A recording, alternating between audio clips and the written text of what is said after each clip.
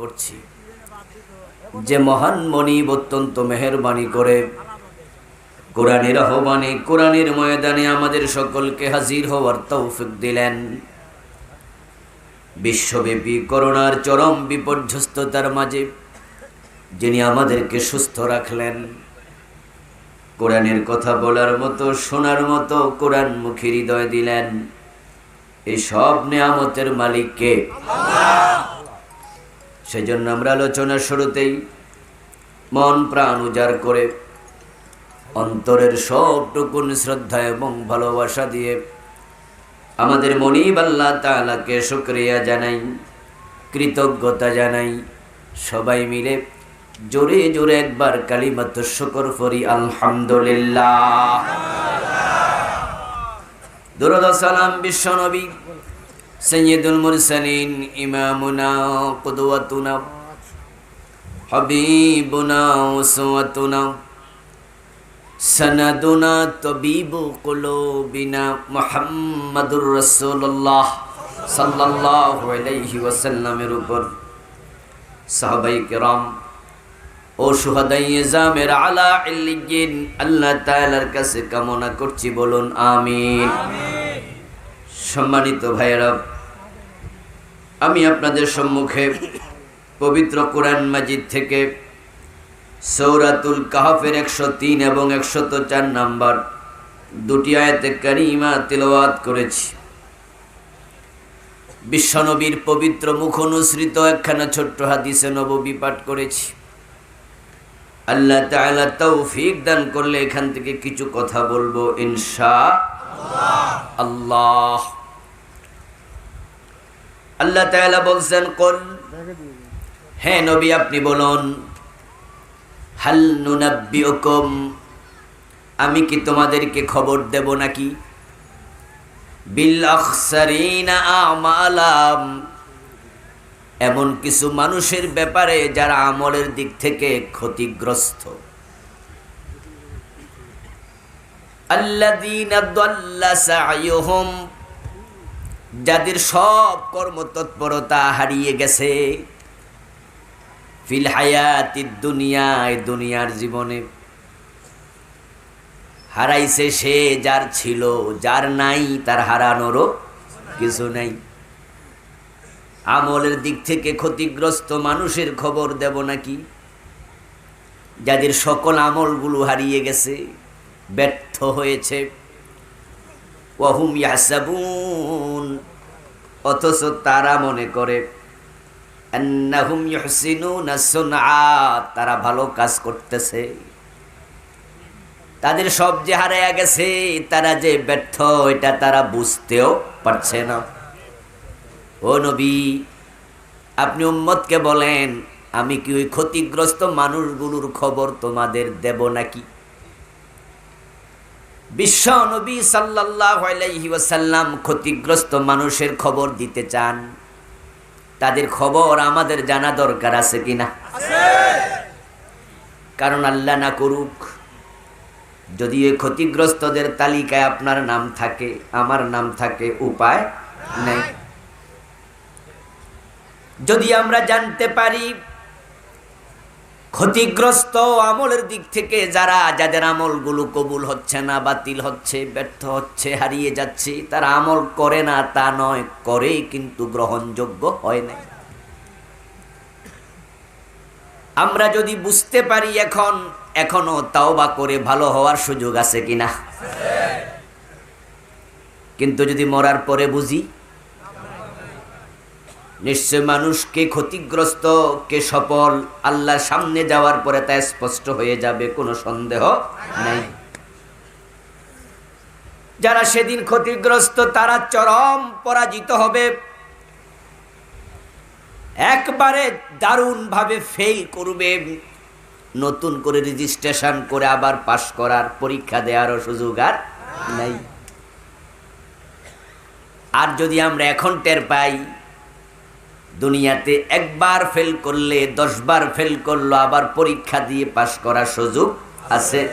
এজন্য মানুষ বলে কবিতা আকারে, একবার না পারিলে পারিব না, এ কথাটি বলিও না আর, একবার না পারিলে দেখো শতবার, 10 বার 12 বার পরীক্ষা দিয়া তারপরে পাশ করেছে, এমন ঘটনাও আছে। কিন্তু আল্লাহ তাআলার সামনে হাজির হওয়ার পরে যদি ধরা পড়ে যান যে তুমি তো ব্যর্থ, তাহলে সেখান থেকে নতুন করে দুনিয়া এসে পরীক্ষা দেওয়ার সুযোগ নেই। তাই কারা ব্যর্থ মানুষ, কাদের আমল কবুল হয় না, আমাদের এখনই জানা দরকার, ঠিক না? আমল হিন্দুরাও করে, বৌদ্ধরাও করে। আপনাদের এলাকায় হিন্দুদের দোকানে যদি ভিক্ষুক ঢোকে, ভিক্ষা দেয় না? তো ভিক্ষা দেয়া কি ভালো কাজ না? আমরা তো ওয়াজ করেছি যে ব্যক্তি 1 টাকা দান করে তার আমল নামায় সওয়াব হবে কমপক্ষে 10 টাকার। মান জাআ বিল হাসানাতি ফালাহু আশরু আমসালিহা। আল্লাহ নিজ কোরআন মাজিদে বলছেন যে ব্যক্তি একটি ভালো কাজ করবে, আমি তার বিনিময় দেব কমপক্ষে 10 গুণ বাড়িয়ে। এখন ভিক্ষুক হিন্দুর দোকানে যাওয়ার পরে 10 টাকা দিয়ে দিছে, হিন্দুর আমল নামায় সওয়াব যোগ হয়েছে কত টাকার? সে আমল করেছে এবং এটা নেক আমল, ভালো কাম। নেক মানি ভালো, আমল মানি কাজ। নেক আমল মানি ভালো কাজ। তো হিন্দু মিয়া ভিক্ষা দিছে, এটা কি খারাপ কাজ? নিশ্চয় ভালো কাজ। কিন্তু সওয়াব হলো না কেন? কারণ আছে না নাই? যারা কাদিয়ানি তাদের কি মসজিদ নাই? তারা কি নামাজ পড়ে না? হাসরের ময়দানে তারা সফল হবে না ব্যর্থ হবে? এই আমলগুলো কবুল হচ্ছে না বাদ। তো নেক আমল অনেকের কবুল হয় না। আমার বন্ধু মাদার তেরেসা নাম শুনেছেন? ইউরোপের নাগরিক ছিলেন, ভারতে বসবাস করতেন। হাজার হাজার ইয়াতিমের মা ছিলেন। কত শিশু অনাথ এতিমদেরকে এতিমখানায় এনে এনে মায়ের ভালোবাসা দিয়ে বড় করছে। মাদার তেরেসা শত শত এতিমখানা খুলেছে। কর্মের স্বীকৃতি স্বরূপ তাকে নোবেল পুরস্কার দিয়েছে শান্তিতে। ওই নোবেলের প্রাপ্ত অর্থ সবটা এতিমখানায় দান করেছে। ওই মহিলাটা জীবনে সংসার করে নাই, বিয়ে করে নাই, পুরা জীবন ইয়াতিমের পিছনে কাটাইয়া দিছে। ইয়াতিমের খেদমত করলে কি নেক আমল হয় না?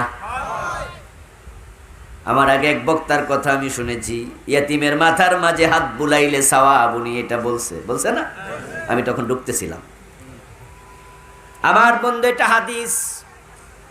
যদি আপনি কোন ইয়াতিমের মাথায় শুধু একটু হাত বুলাইয়া দেন, রাসূল সাল্লাল্লাহু আলাইহি ওয়াসাল্লাম বলেছেন বিকুল্লি শাওরাতিন হাসানাত। একটা চুল যদি তোমার হাতের তল দিয়ে যায়, প্রতিটা চুলের পরিবর্তে আল্লাহ অগণিত নেক লিখে দেবেন। শাওরাতুন 1 বচন, হাসানাতুন বহু বচন, বিকুল্লি শাওরাতিন হাসানাত। শুধু হাত বুলাইলে এত সওয়াব, আর যদি ইয়াতিমকে লালন পালন করতেন কত সওয়াব। قال النبي صلى الله عليه وسلم انا وكافل اليتيم كهاتين في الجنه। যে একজন ইয়াতিম লালন পালন করবে, নবী মুহাম্মদ বলেন, সে আমার পাশের জান্নাতটা পেয়ে যাবে। আমি এবং সেভাবে পাশাপাশি জান্নাতে থাকব। ইয়াতিম 1 বছর, আইতাম হলো তার বহু বছর। বিশ্বনবী অনেক ইয়াতিম পালন করলে আমার পাশে জান্নাত পাবে বলেন নাই, বলছেন একজন ইয়াতিম পালন করলে আমার পাশের জান্নাত। এখন মাদার তেরেসা শত শত হাজার হাজার পালছে ইয়াতিম, মায়ের ভালোবাসা দিছে, লালন পালন করছে, জান্নাত পাইছে? পাওয়ার সম্ভাবনা আছে? ইয়াতিম নেক আমল করেছে, ইয়াতিম পালন করে, কিন্তু নেক আমলগুলো হারাইয়া গেছে, ব্যর্থ। আমার ভাইয়ারা, আপনাদের এলাকায় বিভিন্ন ব্যাংক আছে। ইসলামী ব্যাংক, আরাফা ব্যাংক, জনতা ব্যাংক, সোনালী ব্যাংক, কত রকমের ব্যাংক আছে। আপনি যদি আপনার পকেট থেকে লাখ টাকা ব্যাংকের ম্যানেজারের কাছে রেখে কোন এগুলো আপনার ব্যাংকে দিয়া গেলাম, এটা কই আপনি চলে গেছেন, ম্যানেজার দেখে আপনার অ্যাকাউন্ট নাই, তো রাখবোটা কই? টাকা রাখার জন্য অ্যাকাউন্ট ব্যাংকে দরকার আছে না নাই? তো অ্যাকাউন্ট না থাকলে রাখবো কই? ও বন্ধু, অ্যাকাউন্ট ছাড়া রাখা যায় না, সিস্টেম নাই ব্যাংকে। এখন আল্লাহর কাছে নেক আমল কবুল হওয়ার জন্য একটা অ্যাকাউন্ট লাগবে। ওই অ্যাকাউন্টটা মাদার তেরেসার নাই। হিন্দু মিয়া ভিক্ষা দিছে, আল্লাহ তাকে 1 টাকার পরিবর্তে 10 টাকার সওয়াব দিত, কিন্তু অ্যাকাউন্ট তো নাই। অ্যাকাউন্ট দরকার আছে না নাই? এখন এরকম অ্যাকাউন্ট ছাড়া আমার সামনেও কতজন বসে আছেন, আপনাদের অ্যাকাউন্টটা অনেক আগেই ডিজলভ হয়ে গেছে, ডিজেবল। অ্যাকাউন্ট ছিল কিন্তু এখন আর এটা কাম করে না। মাঝে মাঝে ফেসলা হয়ে যায় না? ব্যাংকে দেখবেন যাইয়া যে টাকা আপনি লেনদেন করতে পারেন না, বলতেছি কি অ্যাকাউন্টটা এখন স্থগিত, এটা ডিজেবল। বিগত 6 মাস লেনদেন করেন নাই, 2 বছর লেনদেন করেন নাই, ব্যাংকের নিয়ম আছে, নিয়ম আছে না? হ্যাঁ, ডেফিনেটলি নিয়ম আছে। আমিও একবার লেনদেন করতে গিয়ে দেখি আমার অ্যাকাউন্টে টাকা ঢুকছে, বিদেশ থেকে টাকা পাঠাইছে, আমার অ্যাকাউন্টে তুলতে পারি না, কারণ হুজুর অ্যাকাউন্ট তো ডিজেবল। কি হয়েছে? কয়টা স্থগিত কেন? অনেক দিন লেনদেন করেন না। আমি কই হ্যাঁ, আমি তো আরেক ব্যাংকে লেনদেন করি, আপনাদের এখানে করি না। হুজুর এই জন্যই সমস্যা, ঠিক করে দিচ্ছি। এখন আমাদের অনেকের অ্যাকাউন্ট স্থগিত হয়ে আছে। হাসরের ময়দানে এরকম ব্যর্থ মানুষগুলো আল্লাহর সামনে হাজির হওয়ার পরে তারা গিয়ে দেখবে কোনো আমল নাই, এই সাদা কাগজের মতো। নেকের পাল্লা একবারে খালি, একটা নেকও নাই। অথচ সে নামাজি ছিল, সে রোজা রাখতো, হজ করেছে, যাকাত দিত, সে মনে করত সে জান্নাতি। সে মনে মনে ভাবতো আল্লাহ জান্নাত আমারে কেন দেবে না, আশাবাদী ছিল। আল্লাহর সামনে গিয়ে বলবে, প্রভু আমি তো নামাজ কাজা করি নাই, সওয়াব কই? আমি তো হজও করেছি, মসজিদে মাসে 500 করে চাঁদা দিছি, রমজান মাসে যাকাত করায় গন্ডা হিসাব করে দিয়েছি, কিন্তু খালি কেন? আমার রব বলবেন তখন, তুমি কি সূরা কাহাফের 103-4 নম্বর আয়াত পড়ো নাই? ওখানে তো আমি বলছি কিছু মানুষ আমল করবে কিন্তু ক্ষতিগ্রস্ত, আমলের দিক থেকে ক্ষতিগ্রস্ত। ও নবী, আপনি উম্মতকে বলেন তোমাদের খবর কি আমি দেব?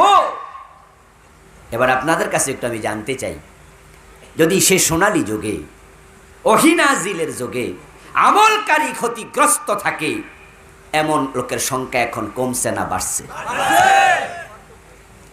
কিয়ামতের আগে আরো দিন দিন বাড়তে থাকবে।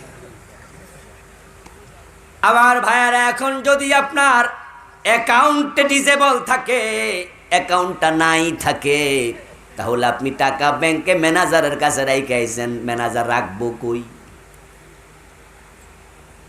আপনি কিছুদিন পরে যাইয়া যদি বলতেছেন আমারে লাভ সহ দেন, ম্যানেজার কই মিয়া লাভ কি এর, রাখছো কই? আল্লাহর সামনে বলবে, প্রভু আমি যে ব্যর্থ আমি তো জানতাম না। আল্লাহ তখন বলবেন, কেন জানো নাই? তোমার কাছে কি জানানোর লোক যায় নাই?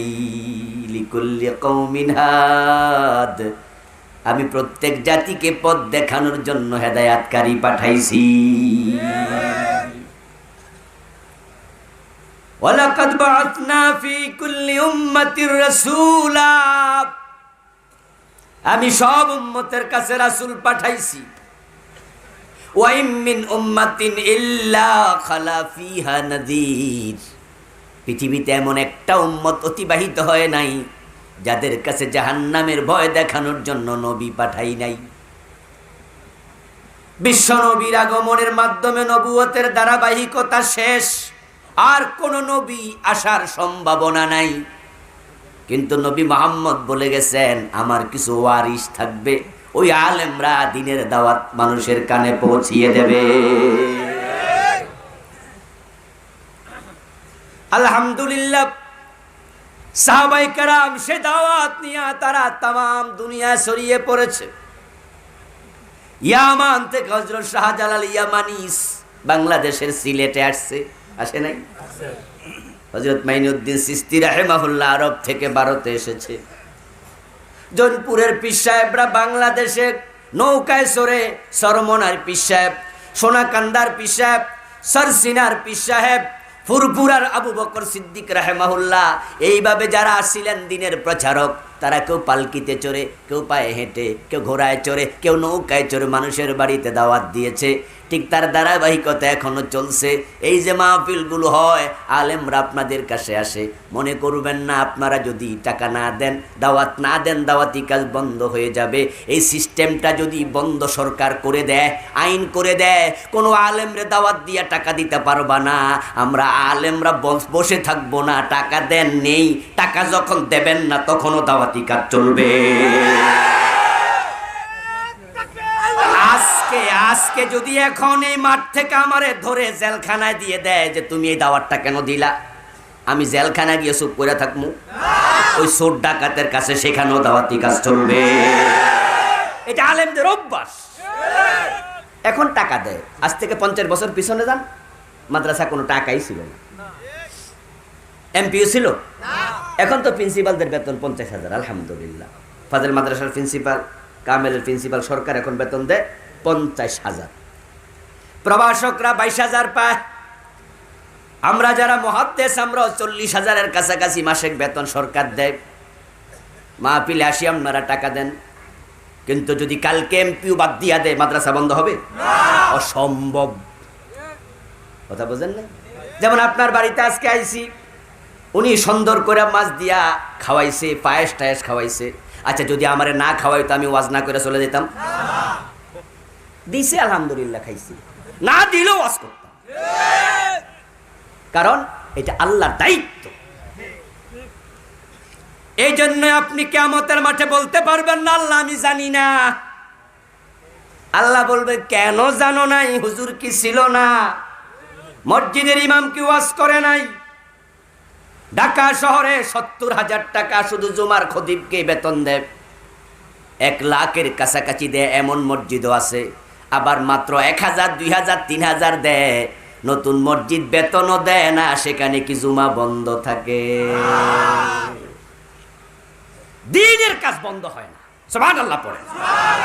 এটা আল্লাহর সুন্নাহ। আমি করব না, একজন করবে। আপনি করবেন না, আরেকজন করবে। এই জন্য আল্লাহ তাআলা প্রথম মানুষ আদমকে নবী বানাইছে। আদম আলাইহিস সালাম যদি নবী না হতেন, তার আগে কিছু মানুষ গুজাইরা যাইতো। তারা আল্লাহর কাছে বলতো, আল্লাহ আমাদের কি দোষ, আমরা তো নবী পাই নাই। আল্লাহর কাছে যেন কেউ বলতে না পারে, এজন্য আল্লাহ তাআলা সকল ছিদ্র বন্ধ করে দিয়েছেন। এখন ব্যর্থ মানুষগুলো আল্লাহর সামনে হাজির হয়ে সেদিন কি বলবে? আবার কোরআন থেকে দেখুন, তারা বলবে ওয়ালাউ আন্না লানা কাররাতান ফানাকুনা মিনাল মুমিনিন। তারা বলবে আল্লাহ বুঝছি আমরা যে ব্যর্থ, আমার এই অপরাধটা ছিল। কারা ব্যর্থ আমি ইনশাআল্লাহ কিছুক্ষণ পরে বলবো। আপনি নিজে সেখানে নিজেকে খুঁজবেন। ওই তালিকায় যদি আপনার নাম থাকে, আজকে তাওবা করে বাড়ি যাবেন। রাজি আছেন? আমরা ব্যর্থ হয়ে মরতে চাই। মৃত্যু তো আজকে রাতও হতে পারে নাকি?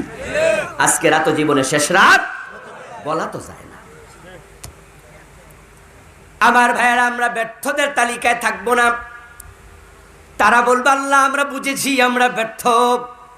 এখন আপনার কাছে আমাদের আরজি, আপনি দয়া করে আমাদেরকে দুনিয়া একটা বারের জন্য পাঠান। পাঠাইলে আমরা আর ব্যর্থ হব না, অ্যাকাউন্টটা খুলে আসবো। ফানাকুনা মিনাল মুমিনিন। যে কাম করলে ঈমান চলে যায়, এই কাজ আর জীবনও করব না। ঈমান হলো একের মতো, আমল হলো ডান পাশে শূন্যের মতো। যদি আপনার অ্যাকাউন্টে না থাকে, জমা দেওয়ার জায়গা নাই। যদি আপনার ঈমান না থাকে, এক নাই, ডান পাশে শূন্য বসায় লাভ কি? এক সারা শূন্যের দাম নাই।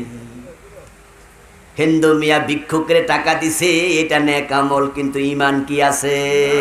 তো ঈমান না থাকলে এক নাই, আমল দিয়া কি হবে? মাদার তেরেসা অনেক ভালো কাজ করছে, কিন্তু সে তো খ্রিস্টান। খ্রিস্টানদের বিশ্বাস আল্লাহ হলো 3 জন। নাউজুবিল্লাহ বলবেন না?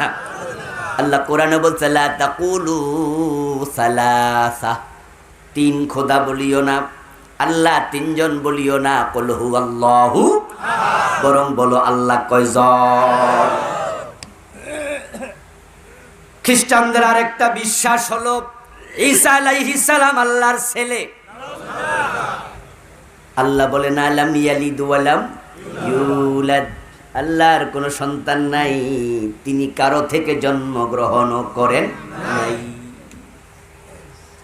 এখন আল্লাহ তাআলার সাথে শিরিক করার কারণে খ্রিস্টানদের ঈমান আছে না গেছে? তো মাদার তেরেসা তো খ্রিস্টান। শিরিক করলে তো ঈমান এক থাকে না। এখন ইয়াতিম লালন পালন করছে, কথা সত্য, এক নাই, শূন্যের কোনো দামও নাই। কি কি কাজ করলে ঈমানটা চলে যায় আমাদেরও জানা দরকার আছে না নাই?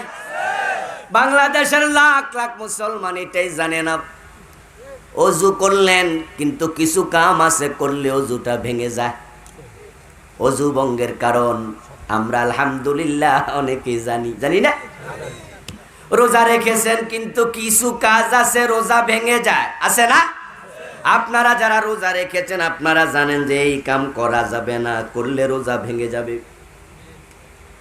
যারা ঈমান এনেছেন, ঈমান ভঙ্গের কারণও জানা দরকার আছে না নাই?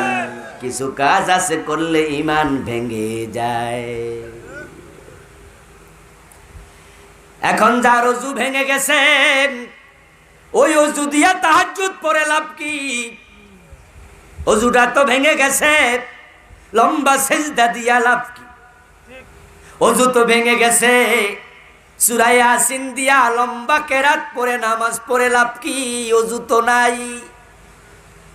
ঠিক তোমাদের যাদের বন্ধু ঈমান নাই, তোমার নামাজ, তোমার হজ, তোমার যাকাতের দাম এক আনাও নাই। قال النبي صلى الله عليه وسلم يأتي على الناس زمان يجتمعون في المساجد ليس فيهم مؤمن। রাসূল সাল্লাল্লাহু আলাইহি ওয়াসাল্লাম বলেন, এমন একটা জামানা আসবে যে জামানার মানুষগুলো জামাতের সাথে নামাজ পড়বে কিন্তু ঈমান থাকবে না।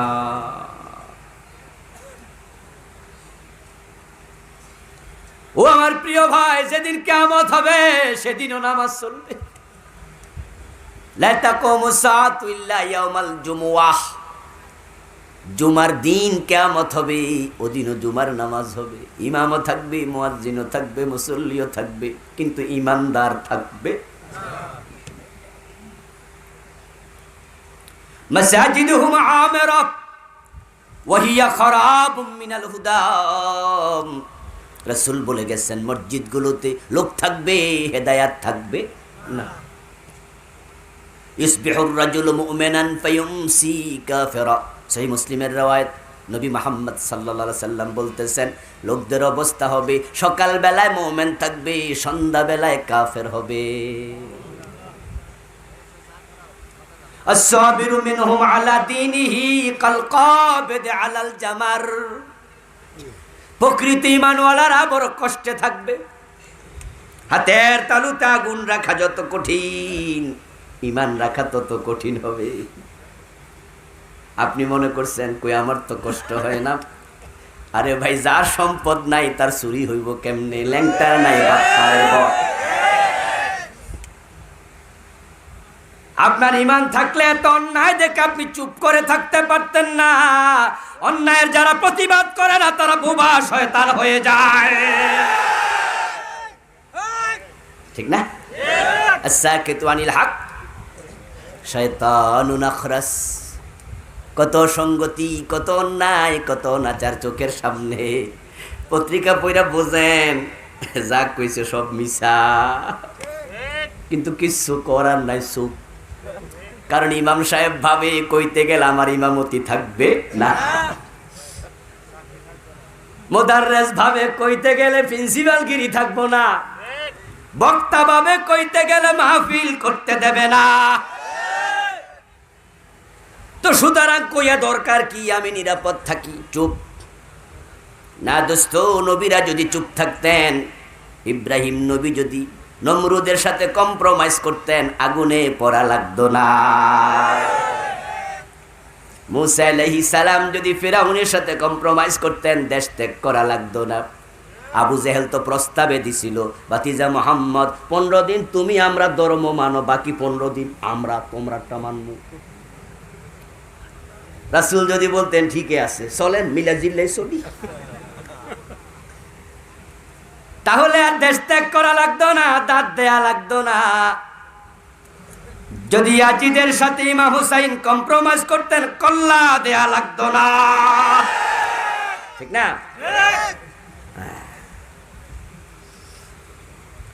এখন অবস্থা হয়েছে আমরা চুপ করে আসি, অন্যায় দেখি, অন্যায় দেখে যারা চুপ করে থাকে ইমানটা মরে যায়, ইমান মরে যায়।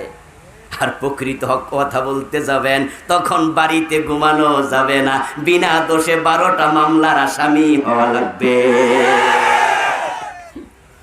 কঠিন অবস্থা, একটা সময় আসবে, রাসূল বলছে আর কি। তবে আমার কাছে মনে হইতেছে মনে আইসা গেছে আর কি।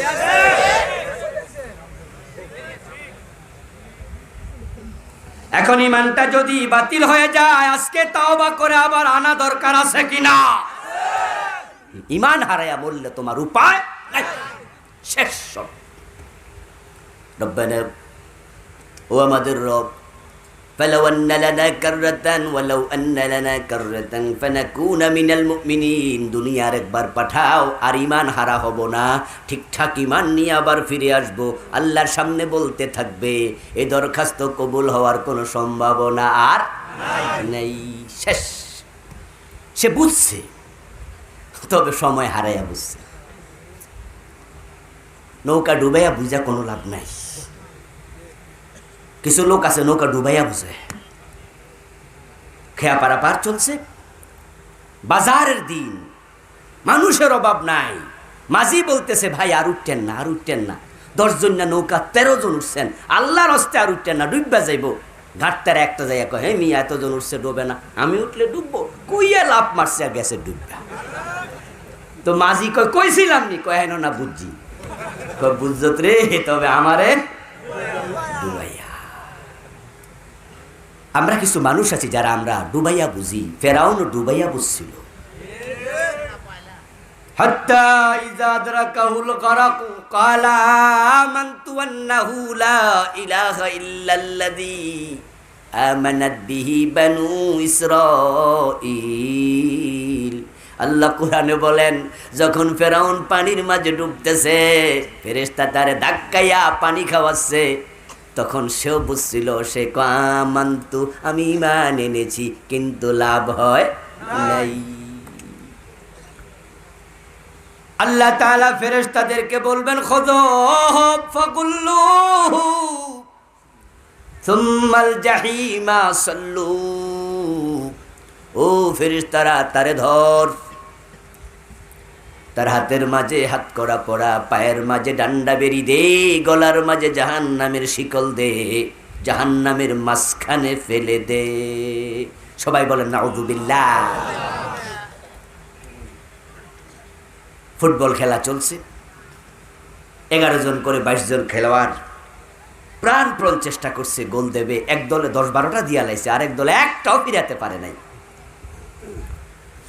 যখন 90 মিনিট চলে গেল, রেফারি মুখের মাঝে বাঁশিটা নিয়া, হুইসেল দিয়া, 2 হাত দিয়া এইভাবে একটা ইশারা দেয় না? Example is the better then advice. বুঝতে সহজ হবে। আল্লাহ কোরআনে গাদার উদাহরণ দিছে, আছে না? মশার, মাছির, গাদার বুঝানোর জন্য। ফুটবল খেলা সবাই বোঝে। 90 মিনিট চলে গেছে, রেফারি হুইসেল দিয়া ইশারা দিছে, খেলা শেষ। এখন যারা 11-12টা গোল দিছে, তারা তো খুশিতে লাফাইতাছে, গায়ের জার্সি খুইলা পর্যন্ত এমনি লাফায়, ঠিক না? কি লাফ মারে, একটা আক্তারে কান্দে লইয়া লাফা। আর যারা দিতে পারে নাই,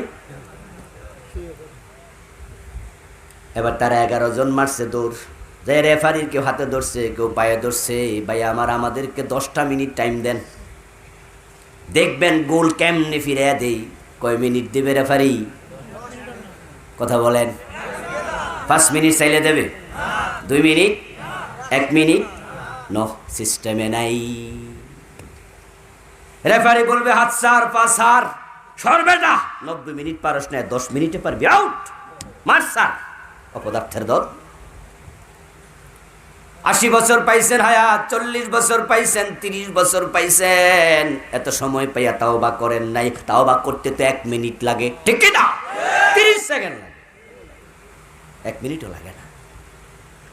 80 বছরে তাওবা করলেন না, ভালো হলেন না, 70 বছরে, 50 বছরে, 40 বছরে হইলেন না, এখন আখেরাতে আল্লাহ আমারে ছাড়েন, আল্লাহ কবে ধর মাঝখানে ফেলে দে, জাহান্নামের মাঝখানে ফেলে দে। قال النبي صلى الله عليه وسلم أهل النار يبكون في النار, জাহান্নামীরা জাহান্নামে গিয়েও কাঁদতে থাকবে, কাঁদতে কাঁদতে চোখ থেকে এত পানি বের হবে, কান্নাহা জাদওয়ান, তোমরা যদি দেখতে তাদের চোখের পানি মনে করবে নালার পানি প্রবাহিত হচ্ছে, খালের পানি যাচ্ছে। কাঁদতে কাঁদতে চোখের পানি শেষ, ফাতাসিলুদ দিমা, চোখ থেকে রক্ত ঝরতে থাকবে, ফাতাকাররাহাল উয়ুন, চোখ ক্ষত বিক্ষত হয়ে যাবে, কান্না শেষ হবে না। জাহান্নামে গিয়ে কেঁদে কেঁদে বলবে রব্বানা আখরিজনা মিনহা ফাইন উদনা ফাইন্না যালিমুন। কোরআনের আয়াত, বিশ্বাস আছে তো? হ্যাঁ। আমরা কেউ কবরে যাই নাই, কিন্তু কবর কেমন হবে, প্রশ্ন কেমন, উত্তর কেমন, হাদিসে আছে না নাই? হাসর কেমন, মিজান কেমন, ফুলসেরাত কেমন, জান্নাত কেমন, জাহান্নাম কেমন, কোরআন হাদিসে আছে না নাই? কিচ্ছু গোপন নাই। পরীক্ষার সব প্রশ্ন আউট, প্রস্তুতি নাও। প্রশ্ন আউট হওয়ার পরেও যদি ছাত্র ফেল করে, এ ছাত্র ছাত্র হওয়ার যোগ্যতা রাখে না। আল্লাহ তাআলা বলছেন, তারা বলবে রব্বানা, আমাদের রব, আখরিজনা মিনহা, জাহান্নামে আর সহ্য হয় না, বের করে নাও, দুনিয়ার একবার পাঠাও। ফাইন উদনা ফাইন্না যালিমুন, যদি আমরা অপরাধী হই, আবার ঈমান হারা হই, আমরা জালেম, যা মনে চায় তাই করো, আপাতত পাঠাও আরেকবার দুনিয়ায়। কানতে থাকবে আর বলতে থাকবে লাগাতার 40 বছর। তাফসীরে জালালাইন প্রণেতা বলেন 40 বছর পর আল্লাহ তাদের কথার জবাব দেবেন। 40 বছর চিৎকার দেবে, 40 বছর পর আল্লাহ জবাব দিয়ে কি বলবেন? কালাকসউ ফিহা ওয়ালা তুকাল্লিমুন। 40 বছর পর আল্লাহ জবাব দিয়ে বলবেন, লাঞ্ছিত অবস্থায় পড়ে থাক, তোদের সাথে আমার কোনো কথা নাই।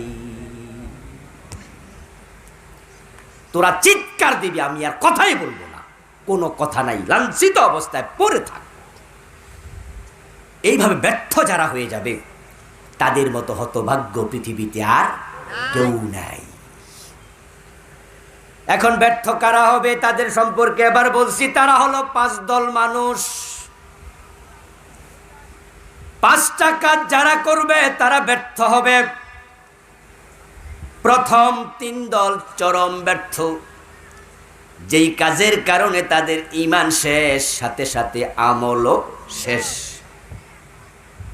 আর শেষে থাকবে 2 দল মানুষ, যাদের ঈমান আছে কিন্তু তাদের আমল কবুল হয় না, আমলের পাল্লা খালি।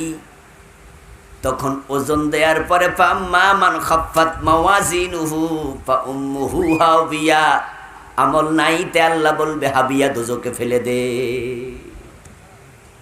মোট 5 দল মানুষ। আপনারা নিজকেই 5 দলের ভিতরে খুঁজুন। 1 নাম্বার, যারা কুফরি করবে।